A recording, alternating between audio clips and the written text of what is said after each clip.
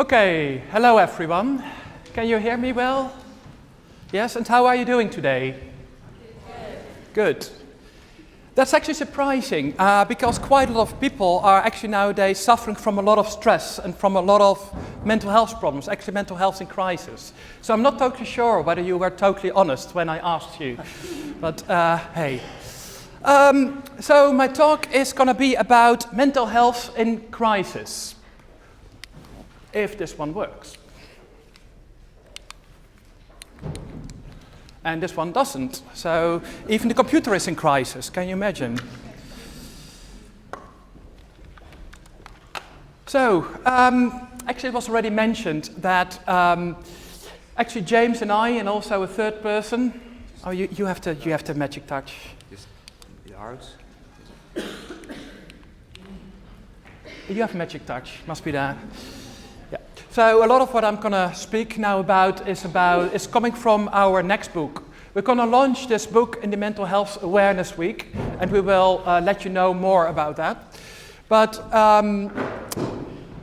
yeah, I'll tell you a little bit more why we had to write this book, and also a bit about my own journey with this. But let's start to speak a little bit about why crisis, why is it relevant? So let's start. So imagine that someone goes to the doctor and says, "Doctor, can you help me? I've hurt my toe." And imagine that the doctor says, "Well, I will remove your tonsils then." I think all of us would call this a medical error. Do we agree on that? Yes? Okay. Imagine the following situation. You already know where I'm going to, but hey.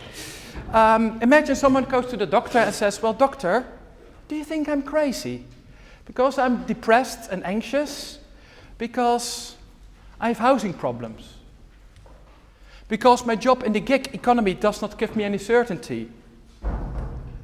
Because I live from the food bank? Because I'm afraid that the Brexit could throw us in a terrible economic crisis? Because the ice caps are melting, animals are dying, we are running towards extinction? Because the economic inequality feels terribly unjust. And because I cannot be myself when people fight against my rights. And I'm afraid of the creeping racism and discrimination that's going on in the UK and many other countries. What do you think? Am I crazy for feeling sad and anxious? And imagine that a doctor then would answer, "Yes, you are totally crazy and we're going to lock you up." I think most of us will agree with me, or at least I hope, that we would call this a psychiatric order, or error. Because the problems that those people are facing are problems in their living situation and not necessarily a problem with their mind or with their neurons, for which they need to have directly any antidepressants or any other types of drugs. However, the reality is that this quite often does happen. And we've already heard from James this morning how the pharmaceutical industry and also the big psychiatric lobbies have quite a lot of ways to actually create some problems out of ordinary daily life problems. Because what I would say is anyone who is not emotionally affected by the state of our world is crazy. And anyone who is emotionally affected by the state of our world is realistic. And this is my starting point of this presentation. If we take this as the starting point, also for psychiatry or any type of psychotherapy, I think we will develop a totally different perspective. And a much more human one.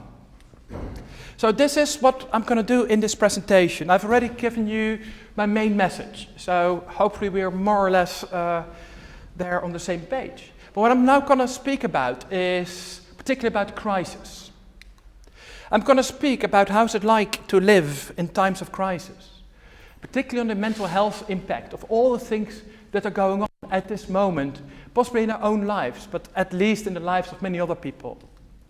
I'm going to speak about that it's not only our life situation, our society that is in a crisis. It is also our mental health system itself that is in crisis. And that is already what James was speaking about. And I will elaborate on that. Whereas James has been speaking mainly about psychiatry and about drugs, I will speak more about psychotherapy and the psychotherapeutic system and about the education system, to speak about how there are very fundamental flaws, particularly here in the UK, and with all the different interests from a small group of people behind that. And finally, I will start reflecting on that, and I'm going to ask, okay, what is actually behind this? What is actually going on? And how can we actually possibly get out of this? So this is what I'm going to share with you in this presentation.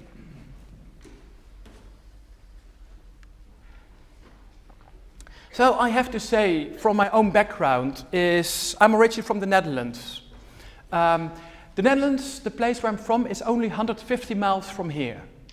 So I think many big cities in the UK are even further away than my hometown. However, I immigrated now 6 years ago here to the UK. And I have to admit that I experienced a big culture clash. And it's a thing that is only now that I'm starting to become aware of it. And this is very much also the thing that I had to start reflecting on what's actually going on with myself, because I found myself suddenly in a lot of stress, in a bit of a crisis when I arrived here. And I still am sometimes. And I feel it's much more than in the Netherlands. And I start to reflect, what's going on there? What's the difference?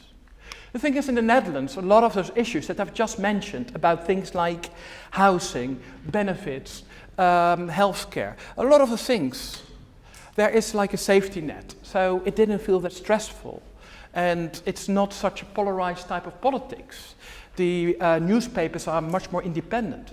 So being a foreigner and coming here in that sense, I started to reflect on that. Hey, what's going on? And because I've been struggling with with housing, like who doesn't, I would say, and things like that. And I started to think, what does that with mental health? As a newcomer, for me that was very apparent. Coming with my own psychotherapeutic expertise, I started to think, well, what kind of impact could it have on us? So that is when I started to really look into the research on this. And what I'm now going to share with you, each statement is more or less supported by empirical literature, because I really love research. So, yeah, and I'm not putting all the references everywhere in my presentation, because you can find those actually in our book. So what type of crises are there, and what type of impact does that have on our own mental health? The thing is, like in the past, and past I speak about several centuries ago, mental health problems were mainly seen as an individual problem, particularly, for instance, here in the UK, where there was, for instance, Bethlehem, which was the big psychiatric hospital, where actually a lot of people came there each year, like 100,000 people visited Bethlehem to see all those crazy people locked up in cages. It was like a zoo of crazy people. And they were being seen as, well, yeah, they had individual problems, and that's it. However, yeah, so the thing is, they were saying, well, those people are abnormal, they have a brain problem, or they have another problem with who they are. But they didn't look at the circumstances. Fortunately, nowadays, the way how we think about mental health has really changed. So it's not a matter of it's only nature or it's only nurture. No, nowadays we really think about an individual's mental health is a combination of very complex interactions. And you cannot say it's only this or it's only that. And that's also the thing what you could hear also from James. For instance, when you speak about autism, there are very clear some genetic aspects to it, some aspects also about birth. We also know that about schizophrenia. Yes, there are some markers, some issues there. But you cannot totally reduce it to that, to say it's only that. No, because a lot of people actually do have similar type of genetic changes, but may not really develop the problems or not the problems in such a strong amount. So you see that individual mental health is a complex interaction between someone's genes, the physical environment, which already starts in the womb, actually, of the mother, the social environment, so for instance, the family in which you grow up, the messages from your peers, the messages from your lecturers, from your teachers, the commercials, the government, all this type of social influences. But then also your lifestyle, your habits, and then also how do you cope with those problems. And in this presentation, what I really focus on is particularly those aspects that are mainly about our surroundings, our context. Because it's not only genes, and it's not only our individual coping style. That was very much the idea in the 80s or the beginning of the 90s, that it was either totally genetic or totally biological, or it was totally your own fault. No, we know nowadays from loads of research, it's a much more complex interaction. And for instance, I've been working for a long time at the Department of Genetics, where actually they did big studies, big trials to actually look how, for instance, environmental factors or lifestyles could more or less activate certain genetic patterns and how there's that interaction. So whenever I speak about mental health issues that people have, we need to start looking at all those different things at the same time and not reduce it to only one thing. And that also means for the solution, that also means that the solution may not always be immediately like going into the biological domain, because it could be actually that's much more the social context or the behavior of people, that's the issue. And this is like the questions that James was more or less also asking about psychiatry, where the focus is relatively quickly on a medical solution. Whereas when you really look at what's the cause of it, it's maybe much more complex. So I started to actually look at this like, okay, so the individual is an individual who's always in a context. So I always like to visualize things. I really love that. So I made this figure where you see in the center there's the self. And the self, it's just me, for instance. And I'm in a bigger context. I'm like quite literally first here I'm with my body. Then I also have my emotions. There's the daily life. Then there's the community, that's you. You are part of my surroundings. Then there's also the wider society, where there are marathons running around us, things like that. And there's even a global system with things like climate change. So for each individual, when we think about ourselves, when we think about who we are and the things that we struggle with, we need to think that from within all those circles. So for instance, when I really look at the global scale, so the most wider circle around me, there are issues at this moment like climate crisis, socio-economic inequality. There's a lot of a sense of justice or injustice that people may have. In a society, there are issues about housing problems, racism, unemployment, benefits. In a community, there can be issues with a neighborhood, if you have terrible neighbors, that will influence your mental health. The conditions of your work, having a very negative manager, relationships with friends, colleagues, and others. And then in your daily life, there's the daily stress at work, the daily stress from having to do the groceries. Well, there are very long queues, which will also affect your mental health to some extent. Your lifestyle, your environmental mastery, so the extent to which you have the feeling that you can actually control the situation, whereas often we can't. And then there are a more emotional level, which is about the self-esteem, all the range of emotion we may have. And then finally, there may be some more biological issues, like actually if we have like a more physical condition, like a lot of physical conditions. Actually, when you have a chronic or a life-threatening disease, just think of anything like diabetes, like cardiovascular disease, cancer, that all have an impact also on our mental health, on default.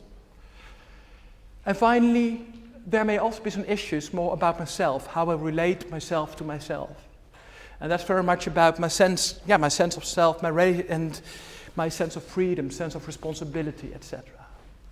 So I'm just giving you this overview, just to give you a feeling of how the self is embedded in much, much wider context. Now you always need to think of an individual as an individual in a context.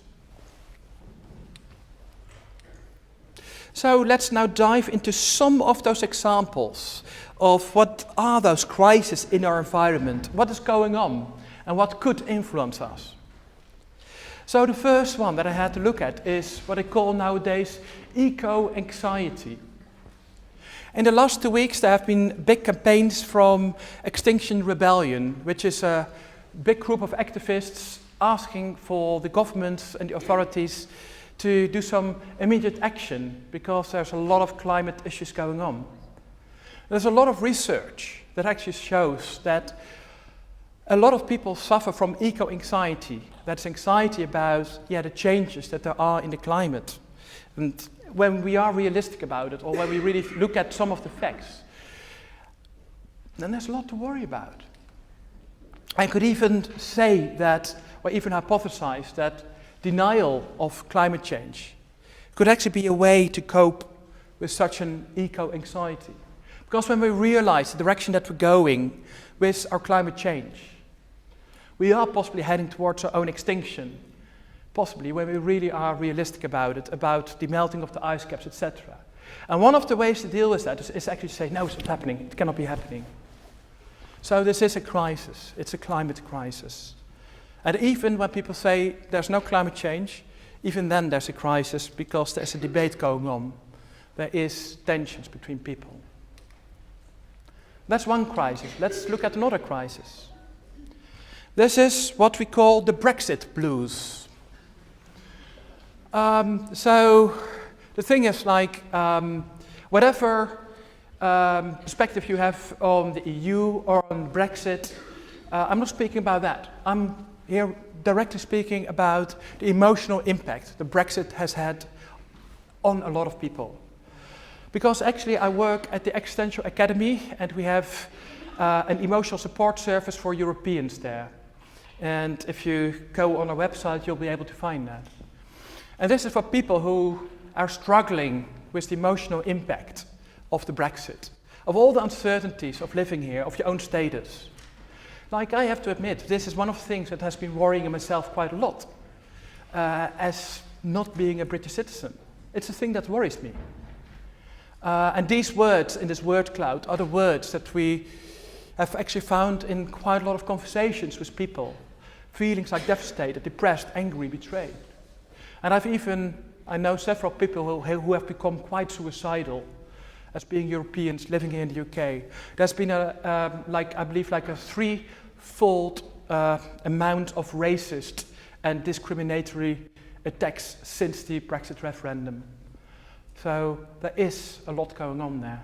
So this is another example of another crisis in our context, in our surroundings. Another crisis, and that is the austerity crisis. Again, regardless of what your political opinion is, it is a fact that the austerity crisis that the last governments have been running, that all the austerity measures, the cuts in benefits, it is a fact that this UK austerity program has inflicted great misery on a lot of Britons. And this comes from an independent United Nations report. This is the first time in history that the United Nations has really looked into the impact of economic measures from a government on the population. The first time that they actually were looking into those human rights violations. And the UK was the first one to be picked and to actually have been very strongly been told off about this. and the government totally denied any impact at all. Let's focus a little bit more on what does that mean, austerity. So a couple of years ago, there was a group that's called Psychologists Against Austerity. They've now, a lot of the same people have now actually emerged into a new group, and that is called Psychologists for Social Change. And I'm very honored that they have also contributed also a chapter also to our new book. And this is a briefing paper which I also gave in Parliament, in the House of Parliament, to discuss what are the facts? What does research tell about austerity? Just again, let's have a look at the facts. So they found a lot of studies showing that there are many vulnerable subgroups where we see structural discrimination, but also a structural impact on mental health. So the groups that I've put here are the groups that also Psychologists Against Austerity have identified as groups who are really based on evidence, but these are groups who suffer from more mental health problems due to the discrimination and the socio-economic situation. And I've started with speaking about the role of many women. How for many women there are many different causes of actually why a lot of women suffer or are seemed to suffer from more mental health problems than men. And it often has to do with different roles, has to do with a lot of discrimination, has to do with a lot of stress in the daily life. So there's a lot going on there. Similar, actually, is people in a lower socioeconomic status. That research shows that when you grow up as, for instance, on one of the council estates, where your parents don't have loads of money, where your parents may not have a high education, then actually it's less likely for yourself to actually climb up the social ladder than like a peer who grows up as part of a much richer and highly educated family. We see that the social mobility has been significantly decreasing. In other terms, it has become more and more difficult for people to actually improve their position in society. The same issue is also for Black and Asian minority ethnicity individuals. There's a lot of discrimination going on, a lot of racism, explicit, but even more implicit in the daily life interactions, which has or can have a big impact, not only on their socio-economic progress, and for instance, the ability to get a job, but also on having a sense of belonging, having, it has an impact on mental health. The same for LGBTQI people, so for lesbians, bisexual, gay, transsexual, queer, and intergender people, how actually, like, even though we have come from far, like whereas indeed in 1974, actually it was still mentioned how being lesbian or gay was a disorder in the DSM. It was a disorder. And just by a number of votes, by no other reason, they decided it's not a disorder. So that's only like a couple of decades ago, that since then we are not being regarded as having a disorder.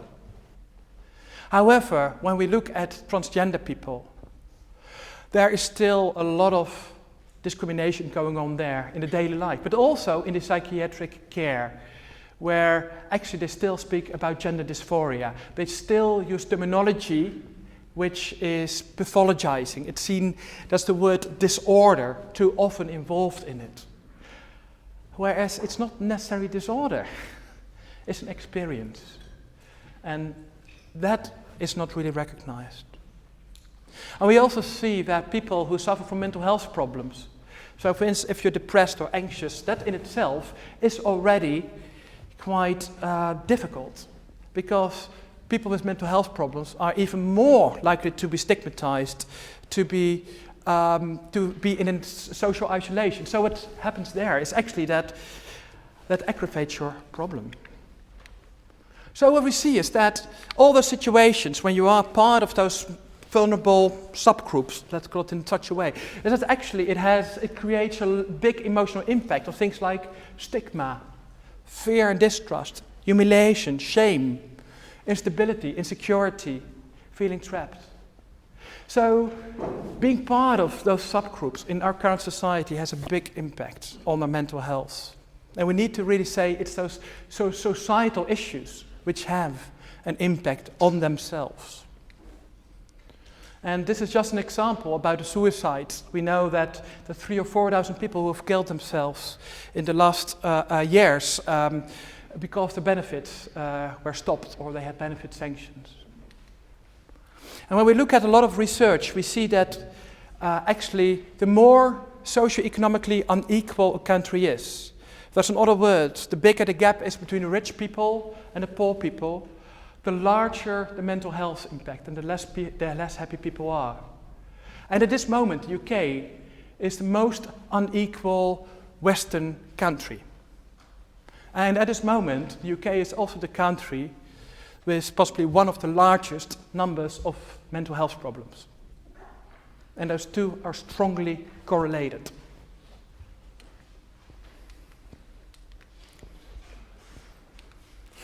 And addiction is another big issue. Yes, I don't need to tell you enough, I don't need to tell you about this, because I think that's also very clear. Like, the UK is one of the few countries in the world where betting is really allowed. Even like commercials for betting is allowed, which is really weird. And we see at the same time that the UK has one of the largest numbers of people with betting addictions, of gambling addictions. Surprise, surprise. Do you want to know what it is? That is the question. Do we want to actually know what's going on? Of course, that was a small clip from The Matrix, the movie The Matrix. So I've been telling you about a lot of those different types of crises. I've been saying, well, okay, the individual, we need to see the individual within the social context. And this is a social context that has a big impact on the mental health. But what's actually really going on? What's the bigger picture? Let's try to reflect on that a bit. One of the people who has done this type of reflection a lot is Michel Foucault. And he was saying, well, nowadays we have like a crisis of self-governance. So for instance, in the past, a government would tell us very directly what they expected from us. They said, well, you need to pay your tax, and if you don't, you get a fine. Nowadays, it can become slightly more complex, where it's more about making you feel guilty when you don't do something. It makes you feel bad, and it's the idea about being a good citizen. They speak about citizenship. So what Michel Foucault was saying is like, instead of a government governing people, people start to govern themselves. So what happens then is like you start to blame yourself. Imagine that you've decided not to pay your taxes, but you know that, well, they cannot really find out. But you may start to feel guilty, you may feel bad about that. And that's precisely the thing that governments try to do, to make you feel like, yeah, that you start to blame yourself for your issues. So this is what we see, is like a lot of research has been going on around feelings of guilt and blame, and how this indeed has been related to people who start to have high demands for themselves, for what they see as good or bad behavior. So this is one hypothesis about what could be going on. But let's look a bit further. So there also seems to be a paradox. Because on the one hand, in the society, we're being told, okay, be free and be responsible for yourself. So, for instance, pay your taxes, that's your duty, we're not going to help you with that. But also, like, you need to take care of your own education, you need to make sure that you improve your skills, that's all your own responsibility. So that is the big myth, that's what we're being told. But at the same time, the reality is that we experience a lot of manipulation, starting with things like Cambridge Analytica. and which has influenced a lot of our Facebook, even like in Parliament, those things have been told. But we know that from a lot of research how there's like a paradox that we get the message that we're free and we're responsible for ourselves. But on the other hand, there's a lot of nudging going on, as they say that. The government spends, I believe, what is it, between 5 and 10 million a year in like a department which particularly focuses on how can we actually nudge people into the right behavior. How can we give them those hints? Usually kind of subliminally, in such a way that we can get them into the right direction. So there's that paradox, and that is a weird paradox, which can make us feel kind of helpless, like because we are free, but at the same time we're not free, but yeah, that's difficult. And this is like, actually like that in society we may suffer from like this kind of paradox. And this is also what I call an existential crisis. Well, actually, I'm not the only one who's calling that. Because what's going on actually is on a much deeper level. Is that all those crises that are going on in our society, all those issues that are happening, and we're more or less being told, well, actually, you have only yourself to blame for, and because that's the message we get. But actually, I can then start to feel like, well, I'm to blame, but I'm not to blame in society, and there's so many things going on in society. Society is so complex. There are all those risks I need to think about. That's a lot. There's a lot going on. And so I'm not only stressed about the specific climate crisis, I'm not only stressed about the possibility of losing my benefits. I'm not only afraid of not being able to get a job. It gets even at a much more deeper level, that I start to question everything in life. Because it is much deeper than only one or two specific crises. No, it's like a sum of issues.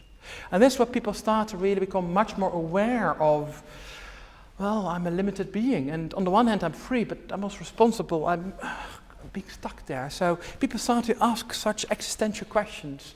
There's quite a lot of research on this, where it's showing how quite a lot of people are asking questions like, I don't know where I'm going. I don't know how I can live a meaningful life in such a situation, in such a society where all these crises are going on. I really don't know. I would love to follow my dreams, my passions in life, but I cannot because I still have a big mortgage to pay off. I feel I'm discriminated, I'm stigmatized, and so I cannot live the life I want to. And yeah, these can be quite big questions that are going on.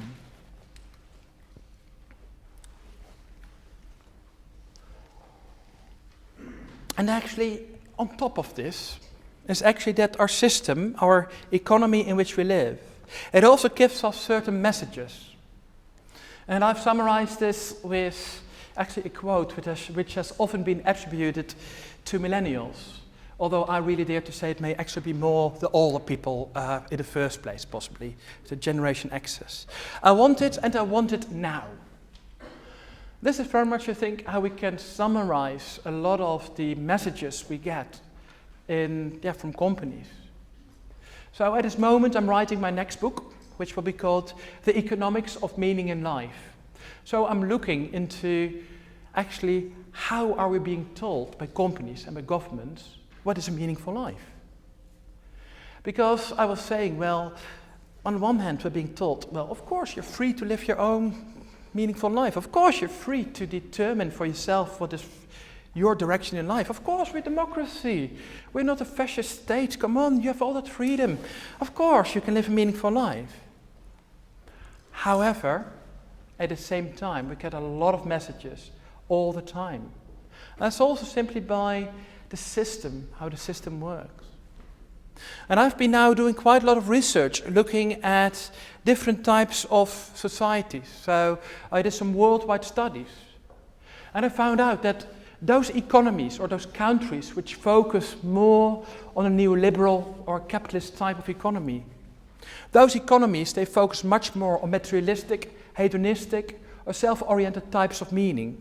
So in other words, when a country focuses on capitalist ideas, when that's the way how they have been structured, then actually it's more likely that actually people in those countries will indeed focus on getting more stuff. That's that materialism.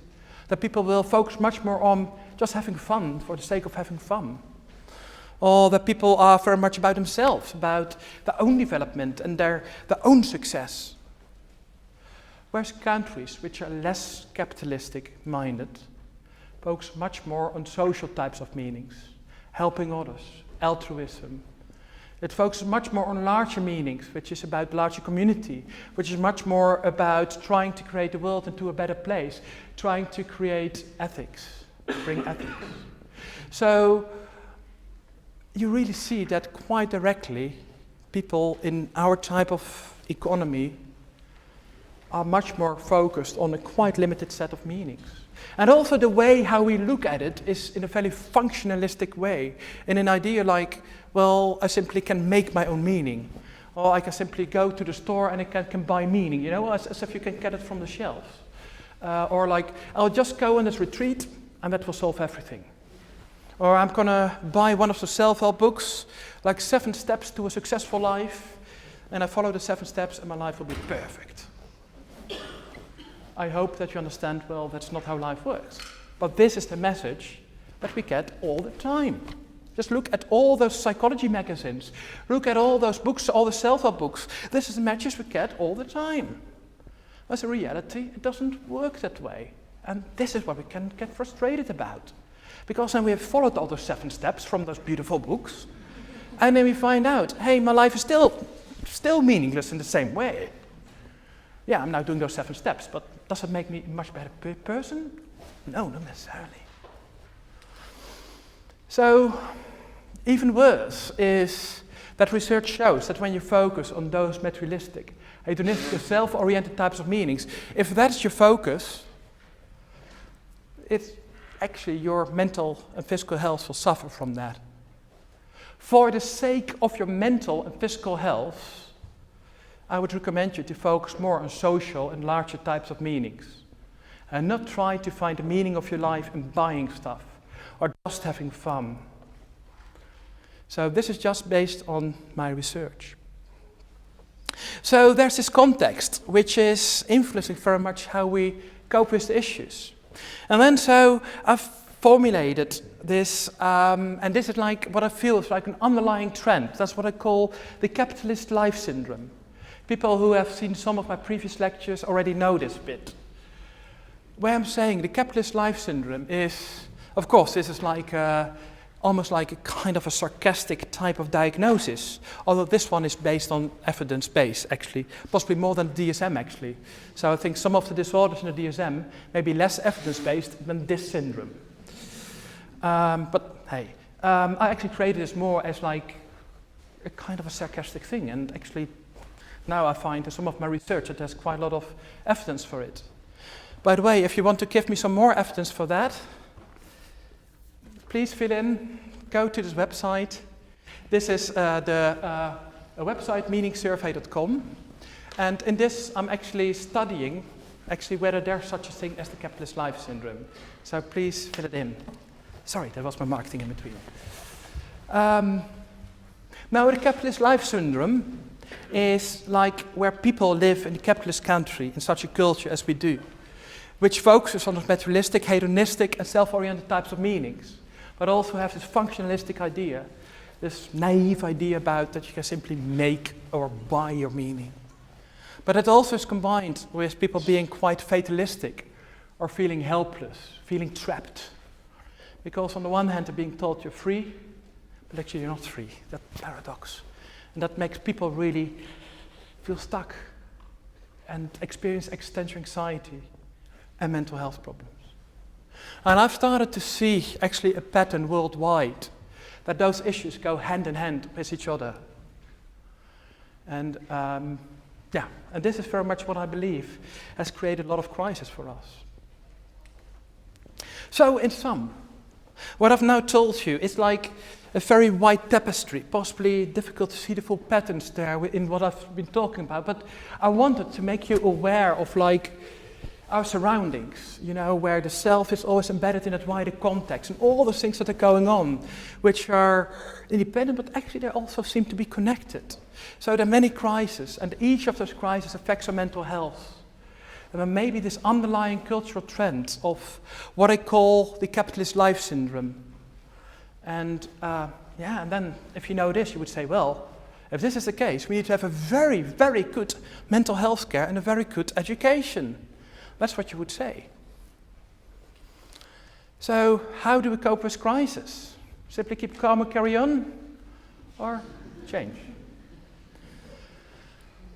Well, I will speak for 5 minutes more, and I think then it's time for a break. But I'm going to show you first a little bit more about some of the responses from the government, because you would say, well, if we know that mental health is so much affected by our surroundings, by our context, well, let's make people resilient. Let's help people. Let's have a good mental health system. Well, actually we know that the mental health care system itself is in crisis. Here are two people, of many people, who are actually at the foundations of the modern way how we think about mental health. Few people would think that Margaret Thatcher was so much involved in that, but she was. But particularly the person next to her, which is Circus Joseph, who wrote a series of papers in 1983 and 1984. And actually, what they did is actually, instead of saying, yeah, let's build the resilience and empowerment to help people with their own life situation, instead of that, what we now know from having read a lot of those papers from Circus Joseph, what we now know is a key strategy that was determined in 1983 and 1984 is to actually more or less prevent a critical population. This was quite deliberately written by Circus Joseph. This is not like any left type of paranoid idea about what's going on in the Tories. This is just, you can read this in the white papers and in the biography of Circus Joseph. Quite literally, that Circus Joseph, who also later became the education minister, actually got rid of a lot of the critical thinking skills modules at schools. The system, the education system, totally changed to actually focus only or particularly on skills that are helpful for the industry. And these did not include more critical thinking skills. And also with housing, this was a thing what Circus Joseph very deliberately said. And also more recently, actually Nick Clegg also said that. He confirmed that in some interviews, that he said it's still the policy of the Tories not to create a good housing situation.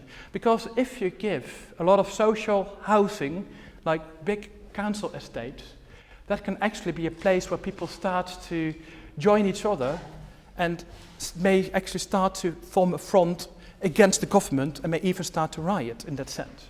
So deliberately, this was the idea from Circus Joseph, and this policy is still going on. Let's look at one example, that's education. And we know that from a lot of the papers and actually from James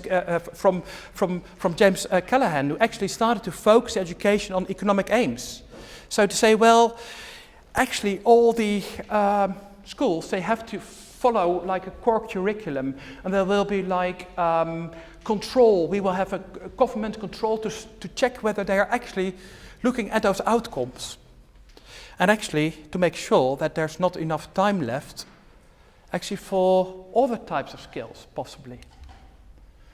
And like in the 1990s, there was like the so-called British values debate in the education system, where also certain more values, cultural ideas were actually also added to the system, and also that is being checked officially by the government. And actually several authors have also said, well, it's not only the fact that the curriculum has changed in the 80s, but also the way how it's being taught, where it's even more top-down. And some are saying, well, there's something like a hidden curriculum, where, for instance, the classroom structure teaches a style of obedience. And there's been quite some research on the effect of different types of school education system. And there is research that shows the effects of this type of, let's call it neoliberal controlled education. particularly when we look at how people live their lives and what's meaningful for them. We start to see that when a student or when a pupil comes from school, their way how to look at their lives is much more in line with what I first described as the capitalist life syndrome. It's having a relatively narrow-focused idea about life, that life is mainly about having a good job, having success in your job.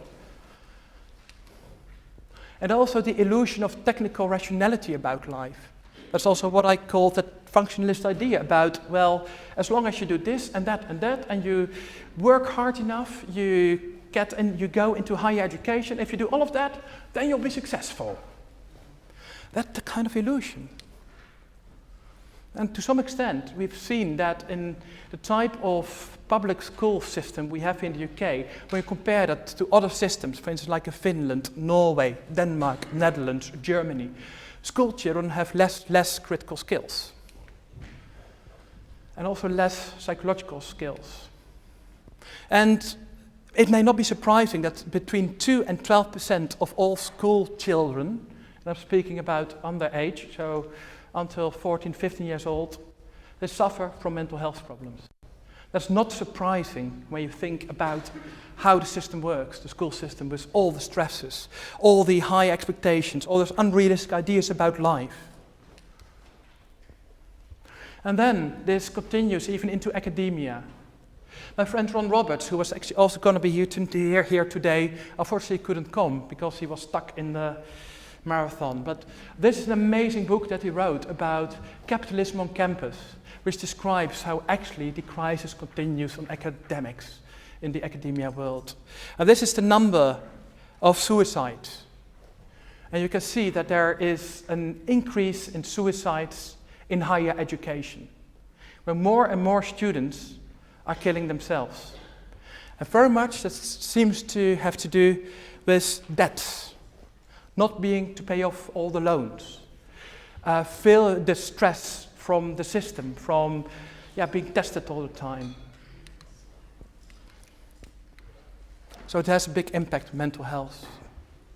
So then you would say, well, if this is the issue, okay, so we know that there are a lot of crises, a lot of issues going on in our society, which has an impact on mental health. So we already know that the education, that is not helping us with that. Okay, let's then at least make sure that the mental health care for people with problems is okay. Let's invest enough in mental health care. If people are in the end totally coming up with problems, let's help them. And what is happening? No, there's a big reduction in investment in mental health care. We see over the last decade a drop of 22% in psychiatric beds, a drop of 16% in mental health nurses. Whereas at the same time we see an increase of demand, whereas more than 1/3 of more people have been coming in at the same time. And even like our government has been promising more and more billions over the last years, that's still absolutely not enough. And then you ask, what's going on there with the government? What is going on? And it almost sounds as if there's the idea that government starts to have is about mental health, as if it is like something like Mac mental health. As almost quite literally, one of the British ministers said, well, the NHS could learn from McDonald's. Literally a quote. And he is not the first minister saying that. The clearest example of this was the improved access to psychological therapies, IAPT. That sounds nice, improved access to psychological therapies. So they launched it around 2006. You would say, increased access. Oh, wow, that sounds good. A good idea to increase the access. Yeah, oh, absolutely. However, I hope that you've already learned that from James this morning, that whenever you hear such a beautiful term, usually it means the opposite.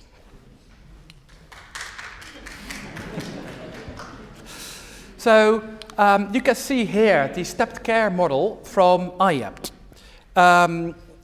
Because the idea is, this is a system that was developed by, you would say that should have been developed by a very good person with a lot of expertise in psychotherapy and all the psychological therapies. No, this was designed, of course, by an economist. because economists know much more about mental health than any mental health specialists. You know that, I assume. So you see that in the first place, like people, well, will just have like an assessment by the GP, then they will possibly get a flyer, like a leaflet, then possibly they get some online therapy, possibly. At one point they may have 5 sessions, and possibly if they are real crazy, yes, then we can possibly refer them to a second or third line, and and then we will invest a little bit more in them. But actually most of the people, you see an increasing number of people will never get to those higher stages. So I would say, okay, so apparently less people require strong mental health care. Well, or is it simply the system that's not allowing them to go there? So I would say that IAPT is the flagship of neoliberal mental health care. And it's a system that's actually aggravating what I call the capitalist life syndrome. This helps that really a lot. So the system was developed by the economist Layard, who was in Parliament, I believe, at the time, and is literally the aim that he wrote in his report of this new system is to prevent the further failure of mental health care, and failure was mainly defined in terms of economic costs. And then he was actually, at a certain point, he was at a party, and he happened just to meet a psychologist there, and the psychologist happened to be David Clarke, one of the big, I dare to call him like a guru in cognitive behavior therapy. I'm a cognitive behavior therapist myself, as one of my trainings in the background. I actually have had some training by David Clarke. Nothing wrong with that.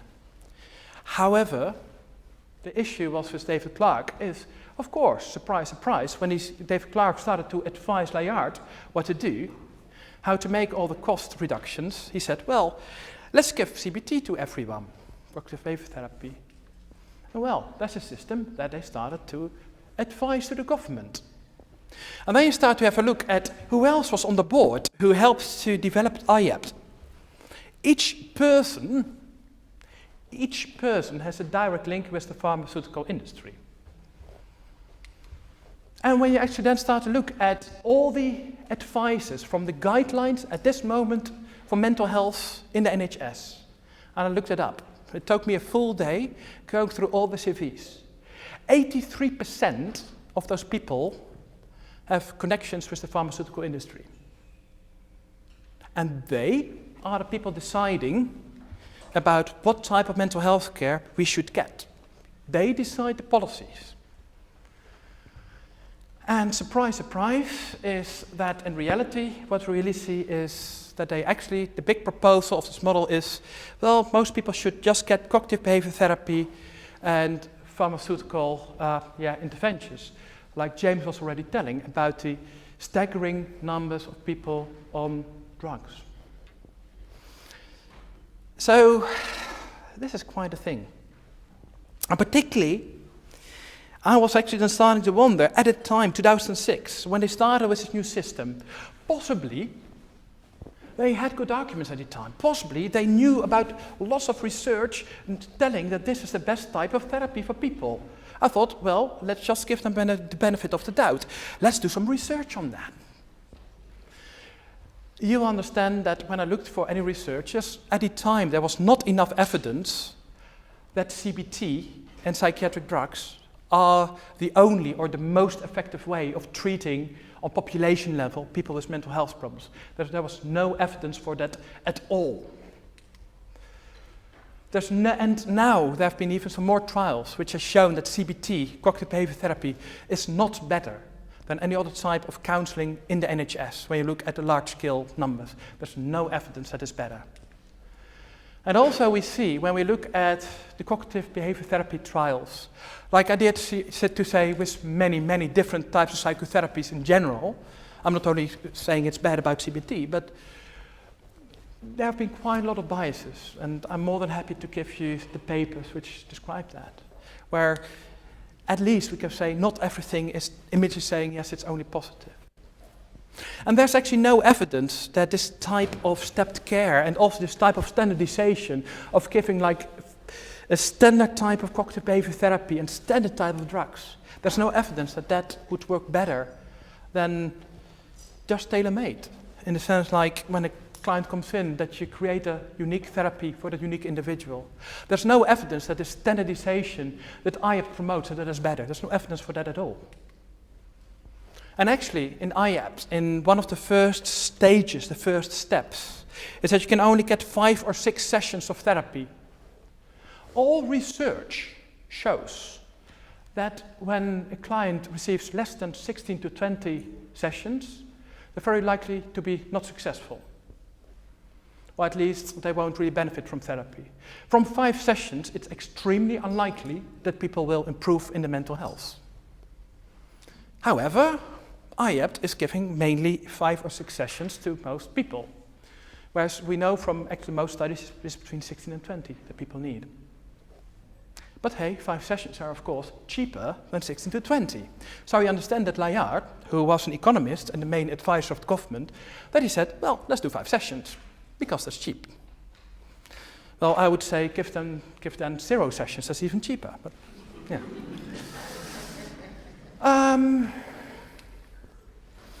Yeah, I'm now almost coming at the end of the first bit before the break, but I just want to shock you like enough to kind of shock you and that you can then have some time to catch your breath after that. But yeah, at least that was my experience when I started really diving into all those numbers. I started to dig into what's going on. I'm still shocked about this.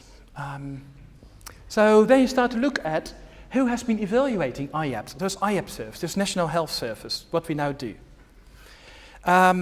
Important to know is that NHS trusts for mental health services get paid by effects.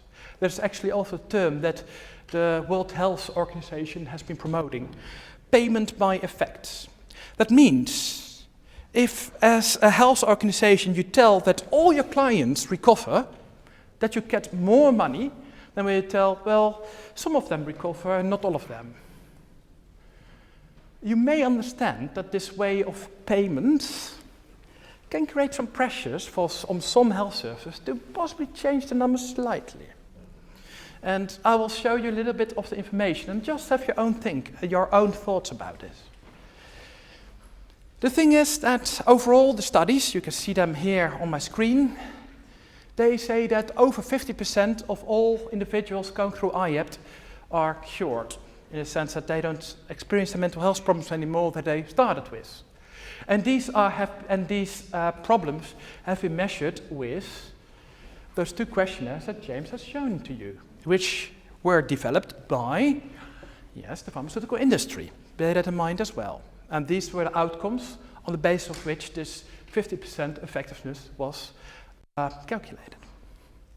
Interestingly enough, you would say, well, if health services get paid by results, that is how a government pays the money, then you need to make sure that that evaluation is done independently. So, what does NHS do? It's not done independently. Because actually David Clarke, remember the guy whose brainchild cognitive behavior therapy became so popular here, was also the person doing all the studies. And surprise, surprise, that he found out that it works very well. And then I started, actually it happens that I have done many randomized controlled trials myself, so I know how to write up those studies. And I started to think, hey, that's interesting. He's only looking mainly at the 50% of the patients with the biggest problems. And yeah, of course, when a person comes in with loads of problems, there's a lot of, they can only improve. Let's say there's not so much space to get worse. But if you have people who come in with, I'm not totally very bad, but also not that good, there's less space for improvement. So what actually David Clarke did is he just cherry-picked the people for his studies. And on the basis of that, actually like it's being said, well, IAPT works perfect. And even worse, what you really see is that, well, just skip that. I'll just go down, and that's saying like, when you look at independent studies, and which use different types of outcomes, which also uses interviews, in-depth interviews with people. they suggest that 9.2% of all clients in IEPT recover. So approximately 91% of all people going through IEPT do not recover. And compare that with the over 50% from David Clark. And when you look also at the mental health care for children, similar numbers can be found there, according to the psychiatrist Timimi. And then you ask that to therapists themselves. Let's just ask the NHS workers themselves. What do they tell? Do they tell the same story? Or is this just like my academic kind of bias? No, precisely the same story comes out. There was a big study a couple of years ago, 1,500 therapists in the NHS. They describe the IEPT particularly, but in general mental health care in the NHS as a very complex working situation. Underpayment, powerlessness and fears, high workload, performance management, and particularly almost half of them had worries about quality of care, which came into I think 60 or 70% even when it was about IEPT. And these are therapists themselves who say they're worried about the therapy they are giving. And so this is worrisome. And this is my last slide. Because this is about financial transparency. Because then you say, okay, how's it going then on with all the finances? Who's getting paid? I started to dig into that. Interestingly enough, is when you look at all the official numbers that the government releases about mental health care, it is having a box that's saying that 2/3 of all the costs are other costs. And so it was totally untransparent what they mean by other costs. Only 1/3 was clear where that money goes to. I was wondering, where does those 2/3 go to? So I've been in touch with the British Medical Society, I've been in touch with several others. No one knows. They've also been writing critical reports. So I did a freedom of information request with the government, from the department. And of course, I got a very nice letter that was saying how difficult it is to get actually all those numbers. In other words, well, we're not going to share you anything about where the money is going to. Interesting enough, we're all taxpayers. But we're not being told how money is being used. And we already know from almost effects that that it's actually not effective, a lot of the way how the money is used. And the government refuses to give information about this. Interesting. We also know that actually more and more IEPT is getting funded instead of the long-term therapies. There's a very clear evidence for that. I think for the rest I've already said that. So I think I'm going to leave you for like a 5 minutes break. What I've been speaking about is, of course, I've been talking about the crisis, the different types of crises that we live in. I've explained how our mental health is not only influenced by ourselves, but also by our surroundings, and particularly by the crises that are there in society, the crisis in the climate, the crisis in socio-economic issues, discrimination, racism, all those issues, how they have actually had a big impact on our mental health. That is how I started this talk. So the crisis in society have created a crisis in our individual mental health. And particularly, I've been focusing on the socio-economic causes, and which I started to call like the capitalist life syndrome. And then I was speaking about, I asked, well, if there's so many issues actually in a society, should people not actually be taught things at the schools to learn how to deal with it? And should people not actually also have a good mental health care then to solve or help people live with those difficult crises in life? And then I've showed, well, unfortunately, mental health care system itself seems to be in crisis. And there seems to be a quite particularly strong role for a small, what I call a mental health oligarchy, of a small group of powerful individuals who have a lot of influence on the politics and the decisions in how the mental health care system is created.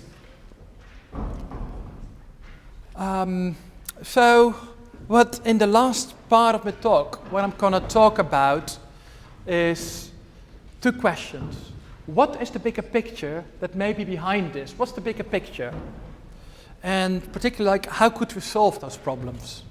So this will be extremely ambitious, of course, where I'm going to try to solve a full problem of decades, and, well, we'll see how far I come with that. So, what's behind this failure? So the first question is it the McDonaldization of our society? Where we just want to have quick solutions and just be happy? Or is it more about the social disintegration, about meaninglessness that people struggle with? Is it about the nature of our economic system? Or is this the deliberate intention of evil companies? Is it the capitalist life syndrome? Is this what, for instance, some people like Chomsky have called the manufactured consent for the system? So that we've actually never decided to actually, we've not wanted this system, but we're being given this system. And, well, that's what we, are made to believe it's the best. Or is it actually that we're being manipulated all the time, what I call the mind mafia? Or are we selling out as academics and as therapists, like what James has been telling about earlier today?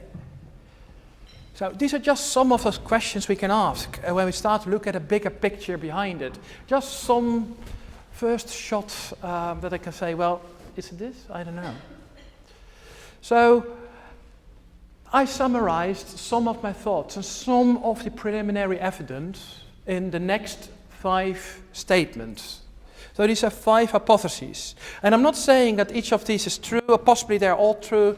And that's very much to make up your own mind. But these are 5 possible ways to look at actually how can we understand the large number of people suffering from mental health problem, and also the structural issues in the mental health care system itself.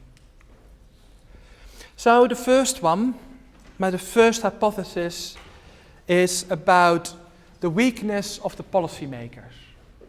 Because when I was telling you about IAPT, so IAPT was introduced in 2006. The politicians who were then in power, the Prime Minister at the time, they simply lacked the expertise on mental health. They didn't know any better. Possibly they have never gone to a psychotherapist, and most likely they have not studied psychotherapy. So to some extent, can we blame them? So because they were dependent on lobbyists, they were dependent on others telling them what to do. So you could say, well, they had a lack of expertise. They were dependent on others, and those others just happened to be, people who had quite a lot of money behind them. That's the way how to see it. Another thing is that you can actually say, like, the traditional left, like also Labour, has actually not been vocal enough against those trends that have been going on. Whereas the traditional left, when we speak more from a Marxist background or a communist background, Leninist, or for instance when we speak about Trotsky type background, people focus relatively a lot on improving the material conditions. The ideas almost, now I'm totally stereotyping, I totally know that. Some people will become really angry when I say that. But where the traditional idea is, well, just make sure that the socio-economic circumstances are okay, and then the mental health will almost follow from that. So just first look at the foundations and that superstructure of like culture, of a mind, that will come later, automatically. Interestingly enough is that actually already beginning of the 80s, when you look at the work from Circus Joseph, you could already see that he said, well, if we want to dominate this culture, this country, we need to focus on mental health, on the spirit of people. We need to think about that.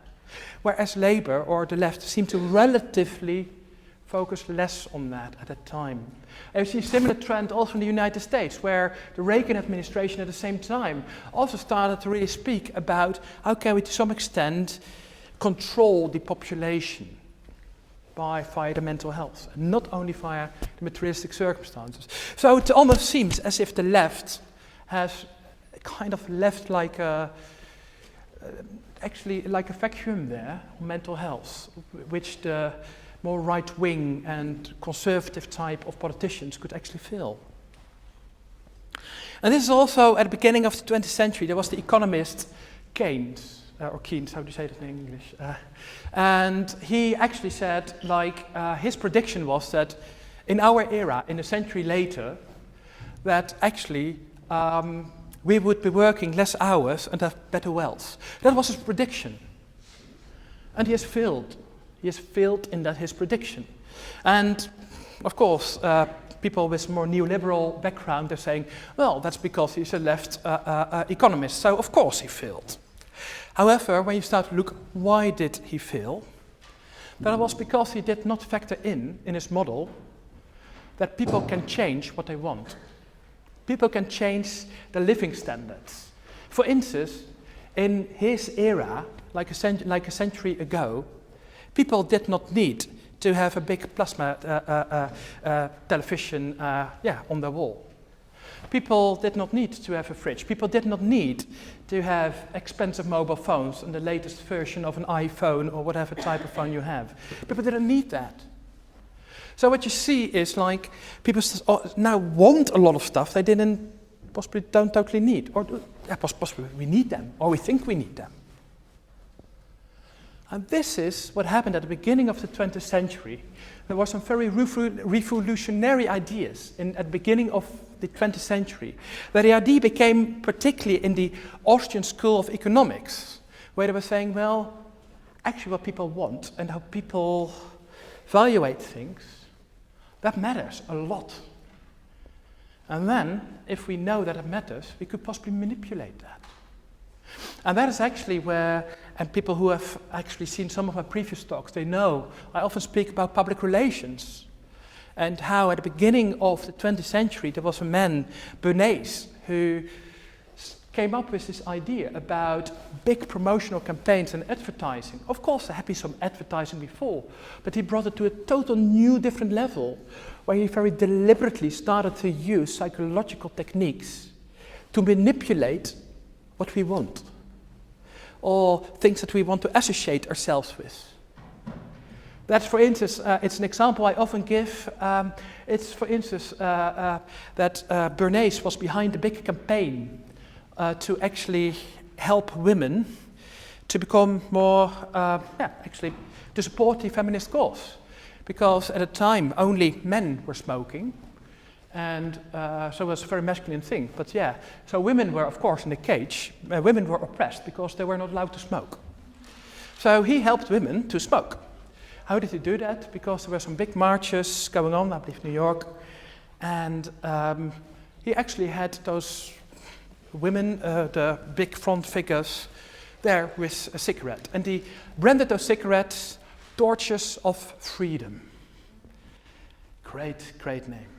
And yeah, whereas almost nobody had been smoking before the campaign, or I mean, no women had been smoking, suddenly, that other half of the population who had never been smoking, suddenly could see it as like a rebellious thing to smoke.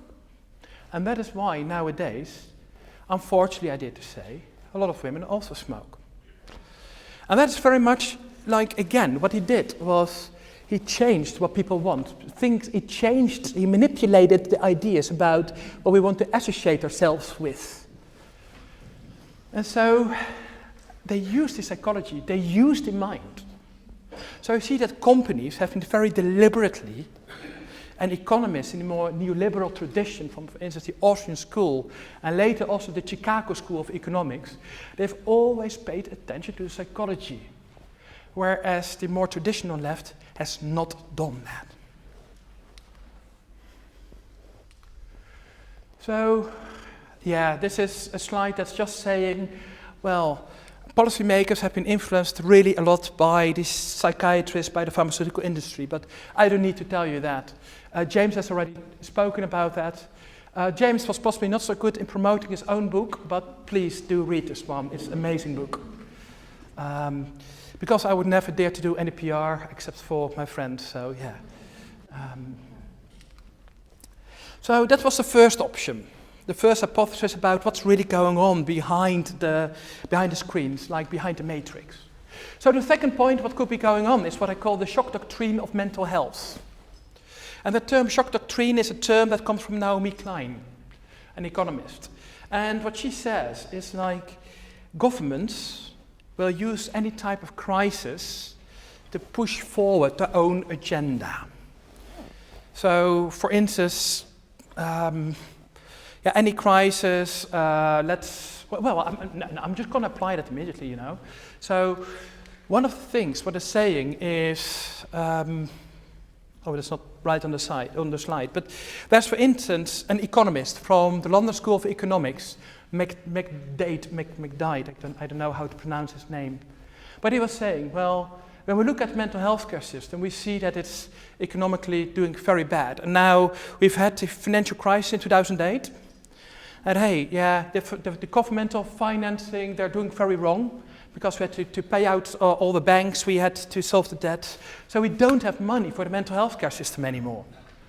So what we need to do is use this actually as a positive opportunity to make mental health care much more efficient and make sure that we grab this moment in time to make it into a perfect system which focuses mainly at like cost reductions and privatization and giving more influence to the pharmaceutical industry. So this is literally what he wrote in a paper.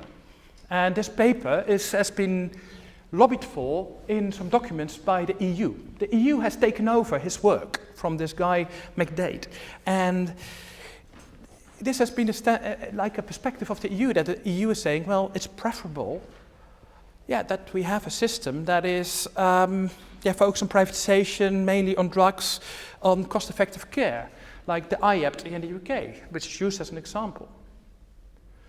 But the main argument for that is because we need to do a cost reduction. So that's the shock doctrine of mental health care. It's like saying, well, there's a crisis, financial crisis, and there's possibly also mental health crisis. Many people are in problems. So let's use that to actually push forward our neoliberal agenda. So this is actually what we also saw happening, for instance, in Greece. When there were negotiations between the EU and Greece about the debt, you may remember that, about Brexit, all those things like that, from some years ago. One of the small print that few people know about is that actually the Greek government were told to totally reorganize the Greek mental health care system. That was one of those conditions. And hey, surprise, surprise, how did they have to change the mental health care system in Greece? Of course, by privatization, using a system something like IAPT, and maybe investing a lot in pharmaceutical industry and CBT, and getting rid of all other types of therapies. Because this is the best way to actually make some cost reduction. That was the argument. Interesting. And of course, the pharmaceutical industry was very kind in offering support in the restructuring of the mental health care system in Greece. Surprise, surprise. So, and also, the thing here in the UK is when you look at the mental health care, there's already almost 10% of the mental health care system has already been privatized. And this is really getting quicker and quicker. These are even numbers from some years ago, and I dare to say that this number is much bigger. So this is Chomsky, and Chomsky has a saying, and I actually find this always a very intriguing citation, what he said. And I think it does apply to mental health care as well. That's the standard technique of privatization. Defund. Make sure things don't work. People get angry, you hand it over to private capital. That's the social security scam. If they can't succeed in defunding it, they've been trying for decades. So what Chomsky is saying is it's much more bolder than what I dare to say, but I can see a trend which is not totally saying that he is wrong. That indeed in mental health care, what we've been seeing is that the system, the mental health care system, is really failing. And that failure of the system, you see, has actually been used by people to say, well, let's then privatize it. Because you see, when it's nationalized, it doesn't work. What I dare to say is, with the current trend, I dare to say within 10 years, the mental health care system here in the UK can be possibly totally privatized. I would not be surprised. Because they will say, well, the IAP system totally failed. So yeah, let's privatize it, because it fails. And that argument is sometimes already being used to actually, that some local CCGs are actually like, actually making more contracts with private healthcare providers because they're not happy with IAPT. So they're using the failure of the mental health care system to give more money to the big private companies. Option 3 is the failure of human rights. So the thing is, when we think about the history of mental health care, we know how in the past human rights have been violated in a very terrible way. We know actually about, for instance, how psychiatric patients have also been brought to the concentration camps in the Nazi regime. We also know that in Stalinist Russia, that for instance political opponents were branded as psychiatric patients. And they had lobotomy and all the other stuff going on. And in response to that, after the Second World War, actually the countries developed the Universal Declaration of Human Rights, and which sounds good because that includes like the right also for like mental health. But the question is like, what are human rights really about? And when you really start to look at research on the use of human rights in mental health care, is that quite often it seems to be used as more as a checkbox exercise instead of quality of care. So it's more like guaranteeing that you're not doing something wrong, so making sure you're not violating the human rights, instead of really thinking from the other way around, like what's the best thing that people need. So you give them the minimum to prevent that you're not being called, like the UN actually did with the UK, like what I told before. So this is a point that quite a lot of actually big services are saying. Like last year in December, a big network of mental health organizations, they actually were saying, well, there is structural human rights violations actually going on in the UK in mental health care. The UK government structurally refuses to give people with mental health diagnoses full human rights. And it ignores the voices from service users in the formal mental health care reviews. And they gave examples about people who were wrongly detained, about the unethical and the illegal use of restraints in psychiatric wards. There have been 40 deaths under very terrible circumstances, and there have been long waiting lists. These are all direct violations of the human rights for people with mental health issues. So we need to start with a new paradigm, not only thinking about how can we prevent human rights violation, but to think about what do people actually need. That's the other way of thinking, and that's speaking about social justice. And that's a totally different argument. A similar thing is actually what we also see as neocolonialism. And I've already given almost like as an example how how the IMF and the EU have been imposing their ideas on Greece as an example. But similar trends you can see in many other countries which were former colonies. And a lot of psychiatrists have written about the psychological impact of being part of a colony or a former colony. And in 2011, the World Health Organization says that there is a treatment gap where actually people, particularly in Africa and South and Latin America and also in some Southeast Asian countries, not everyone has access to mental health care. So what does the World Health Organization advise? It is to use a standard approach. Quite literally, that is what they wrote in the report. What does that standard approach mean that the World Health Organization advises? That is, of course, an individualized Western medicine model, particularly in terms of using good psychiatric diagnoses from the DSM and ICD. We've already heard from James how well that system is. And then also particularly make sure that people have access to pharmaceutical treatment. Literally, this is what the World Health Organization is saying, that this is a human right for everyone to be able to get a diagnosis and to get treated. Yes, have a think about that. Because it doesn't sound so nice knowing the background, what does it actually mean? Particularly when you look at who are the people who are training people in those countries. Where's the money coming from to change that system? Well, and actually like, a good example that actually China Mills gives in a book about neocolonialism of global mental health, amazing book. And she actually gives an example of India, in an area where there were many rice farmers.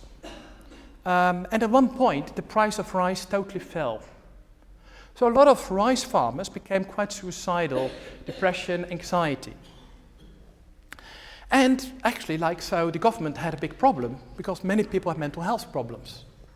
So they flew in some Western experts and they told, well, let's set up some big psychiatric clinics. They did. They handed out all the psychiatric drugs, all for free, obviously. So big investments, I believe a couple of billions were invested to help all those poor farmers to think better, feel better about themselves. And you just give them some psychiatric drugs and everything will be fine. Whereas the actual problem was they couldn't survive. They had no money because the rice price had collapsed. But that was not addressed. We can go even one step further, and that is like what I call the Brave New World. And this is possibly the big question. Is this all a deliberate policy? I don't know. Is it like that we are being manipulated quite deliberately? Like there is some history where governments quite deliberately have been trying to control people, starting with the Romans who were offering bread and circuses to prevent the rioting of the population, to the brainwashing programs from the CIA or also in Russia. The CIA has developed big handbooks on how to torture people, how to manipulate people, which is still being used in Guantanamo Bay.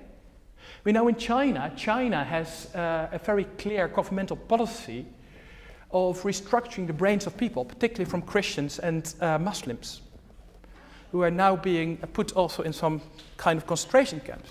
Similar in Chechnya, where there are at this moment, some conversion camps for gay and lesbian people. And they're using psychological techniques. And also, I've already mentioned how governments literally spend money on how to nudge people into certain behavior, like paying taxes, starting with that. I've already mentioned Circus Joseph's white papers. I've already also mentioned how vulnerable people actually also feel manipulated, feel discriminated, oppressed.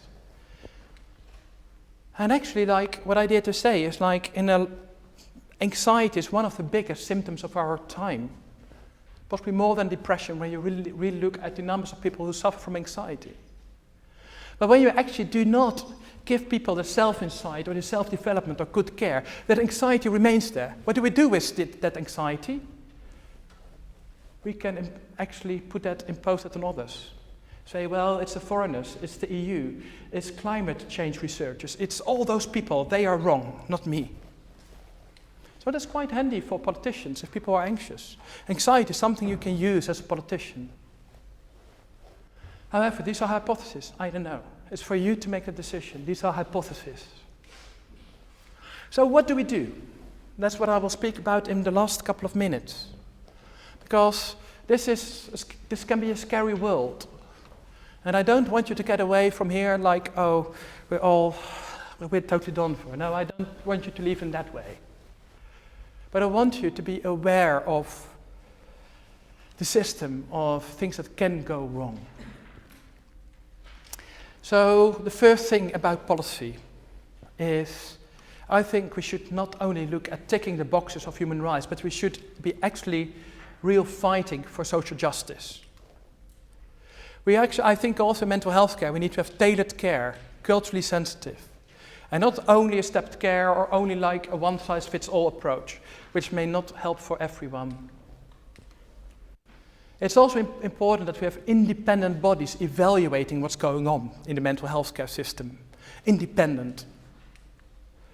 And I think we need to have a parliamentary investigation into corruption and cronyism in the mental health care system in the UK, and particularly in how the IAPT has been developed. Particularly all the people who are earning from the system. I think that also economists should not have a determining role in making decisions about mental health care policies. Of course, they can contribute like everyone can, but in the end, it needs to be a clinician with knowledge about the field who should actually be making those decisions. And actually, even better, is to include mental health advocates and service users in that. And also have a full transparency of budgets and not hide 2/3 of all the mental health care budgets. I want to know where my tax money is going to. And also I want to get rid of those conflicts of interests. And also what already also James mentioned is to have neutral research grant allocation and not having the pharmaceutical industry only pay for the big trials. You remember this one? This is how I started my presentation, with this sense of self in the middle and how I'm embedded in all those different circles where possible crises are in, and how I can actually, how I can be influenced. In a similar way as how I've described the problems in mental health, we can have a look at where we can find the solutions. So let's start on a global level. I think, we are being influenced by the socio-economic inequality. So if that has an impact on mental health, we need to think about, do we still want then that socio-economic inequality? If we are also worried about climate, is it time to change? If we in society are affected by the way how our education system works, or benefit system works, do we want to change that? If we are having troubles in a neighborhood or community, do we want to have some interventions there? If we have problems in a daily life at the work, do we want to empower people and give them life skills training at work? If people have a range of issues with the emotions, do we want to actually train people in education? Do we want to give people much more resilience, many more resources? And if there are, in the end, if we have looked at all those social issues and we have tried to find some solutions there, if there may still be something going on, have a look at, well, could there possibly be something more biological on the level we could work on? Possibly yes, pharmaceuticals, there may be a place for it. I'm not saying there's no place for it. Absolutely, there can be. But let's first have a look at the wider context before we start there. And also in the end, like existential, humanistic or spiritual care can have a very important solution for people to learn how to deal with the stresses and the existential issues from our era. So on an individual basis, I use a kind of a phenomenological stance as radical self-care. So phenomenology is like what I often say, it's like unpeeling your feelings, get rid of the outer layers of your feelings until you really arrive at your heart. Get rid of those outer layers and just look, is that like really meaningful, is that not meaningful, does it make sense, does it not make sense? Use your critical self-intuition, your self-analysis. Be critical about it. And ask yourself, is this me? Or is this actually an idea that others impose on me? If my family, if my friends, if my work, if my colleagues, if they tell me I'm crazy, but I feel I'm not crazy, what's going on? Could it actually be that my response is a normal response to an abnormal situation? And also, is this the real problem, or is this not a real problem? Could there be something deeper underlying when I'm really stressed in my work? Could it actually be that the workplace is the problem and not me? Just be critical about that. It could still be that you have a psychological problem, that you need to have primarily care. Could be. But ask yourself that before you start labeling yourself. And like also start with the outer circles of the problem before you go to yourself. Start from the outside. And seek the help that fits your needs. And this is my last slide. Because these are just some examples of solutions that do exist, of very good programs.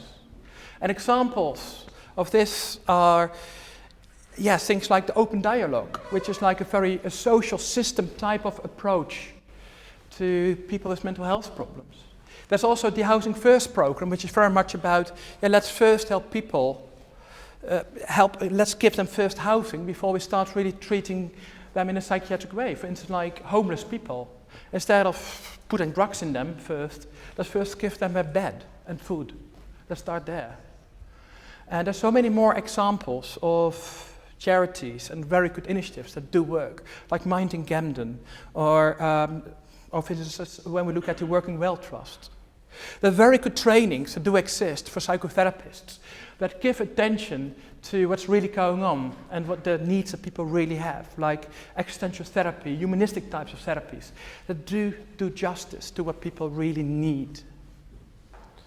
So I think that is, I hope, the message that I can give you, is to say, well, be critical about what's going on. But it's not hopeless, because there are many good initiatives, and we can develop ourselves in that way. So, if you want to know more about everything that I've been saying, I've been going a bit beyond, but some of the things you can read in the book that we're going to launch in a couple of weeks' time. And there's also going to be a big conference on meaning this summer, which is also going into this topic. And you can also see a flyer lying around here. Actually, two ones. Of course, there's the training I'm going to give, but also for people living with cancer. That's another example where, for instance, when you have cancer, that can have a big impact on your emotional health.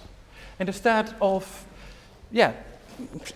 treating people only medically to help people to see them as a full person, I'm running now therapies, free therapy actually, for people with cancer. Well, these are just some examples, and I'm really looking forward to your questions and your feedback. So, thank you very much.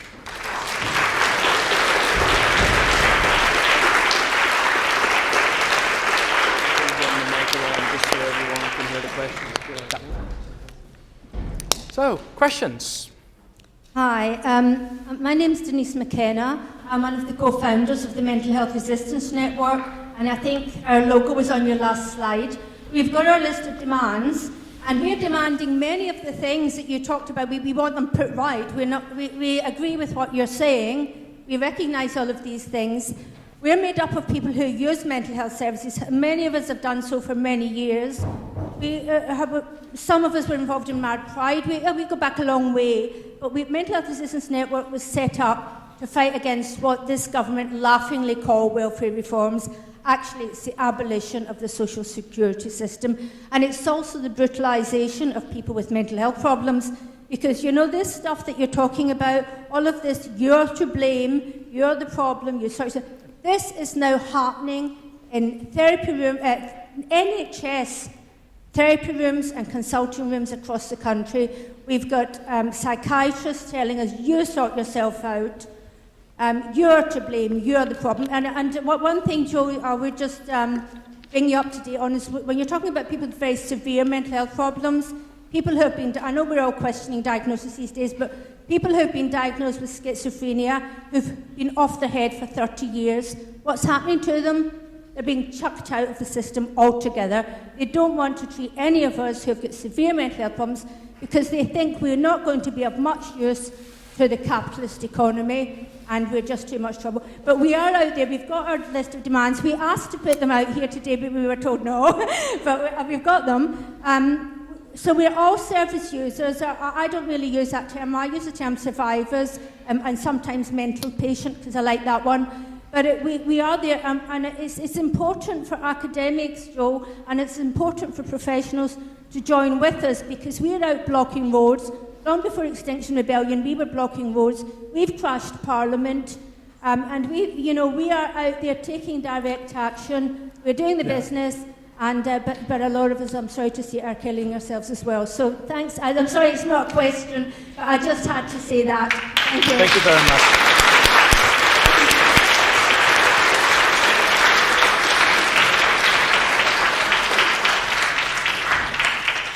Thank you very much. I think indeed that you're doing really amazing work, so thank you for that. You're a very good example why we can keep going on with having hope. That's why you're also on the slide with solutions, so thanks. I saw someone here.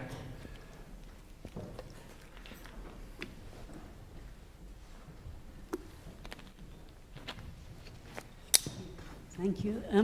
You emphasized the need for independent evaluation. Now, given that privatization is the only way that people can get away from what's happening in the NHS, how do you propose that to take place? Very good question. The thing is, like, what I believe in is, where you have, like, at least independent bodies who do the audit. You can have the auditing bodies who, for instance, really collect and calculate the results, for instance, from questionnaires, but also have independent interviews. That's also an important one. But also to have a wider range of questionnaires that you use. So, for instance, what I mentioned is like in the NHS, they use, for instance, mainly those two questionnaires, which actually also James has already mentioned, to measure depression and anxiety. Questionnaires which work very well for CBT. Surprise, surprise. And they work as well for pharmaceutical type of treatment. Whereas when you actually ask people, okay, what is it actually what you want to get out of therapy? People are usually not saying that they want to get, for instance, rid of their label. They say, no, I just want to be able to live a good, meaningful life, despite of my problems. But that is not what the questionnaires actually check.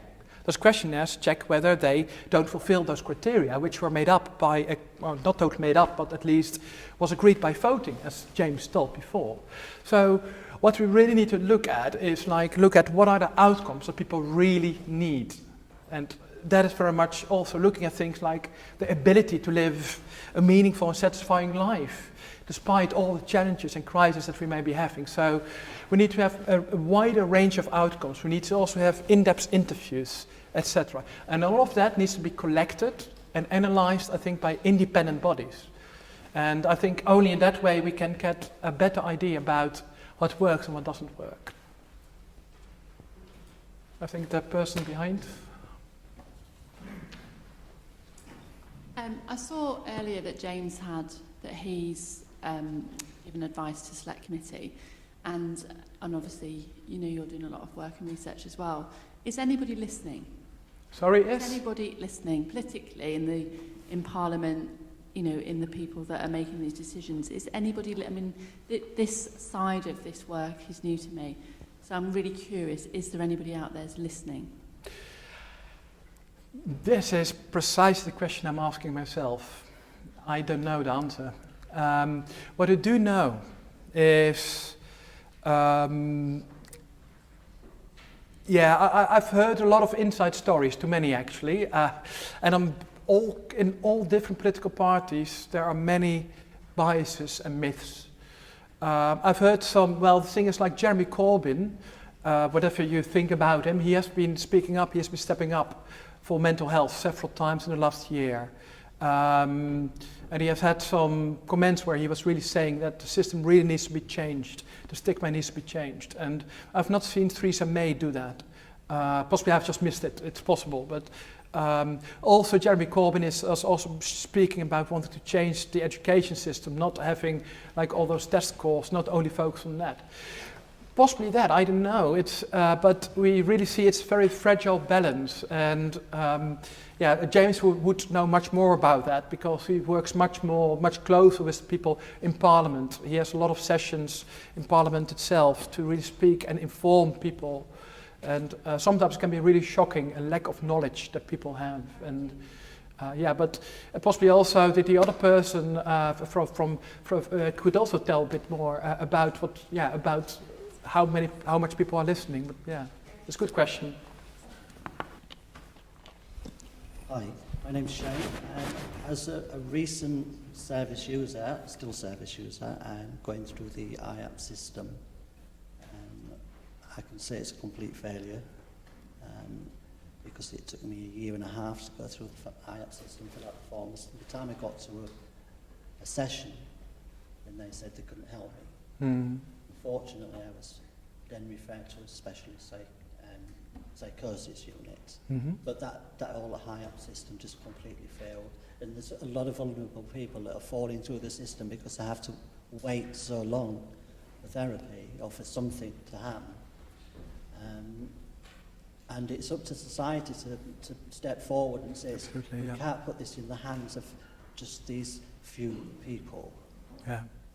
Now, it is one of the things, it's very much like that the waiting lists are long, and in this type of stepped care system you need to actually be deemed, how shall I say that, you need to follow first the first steps to be able to really arrive there and have the right type of care. Whereas there is some very good care. Let's start with that as well. There's some extremely good therapists, also in NHS. There are really good people, very effective, who give very good therapy, very tailored, precise what people need. A lot of people do benefit from it. So don't get me wrong about that. However, the way how it's created is that it can take quite a long time before we get there. And that's also the point that I hear from you. And I think that that's important to actually say, I think it's time that we need to step up and be angry about that, because people deserve to have the right care, and quite soon when they need it, and not wait for too long until you are really in a crisis. So unfortunately that's all the time we have for questions. I'd like to remind you of this schedule. We're taking a 15-minute break now, and we'll have our last talk from Dr. Lucy Johnstone. Before we leave, a round of applause for Dr. Jones.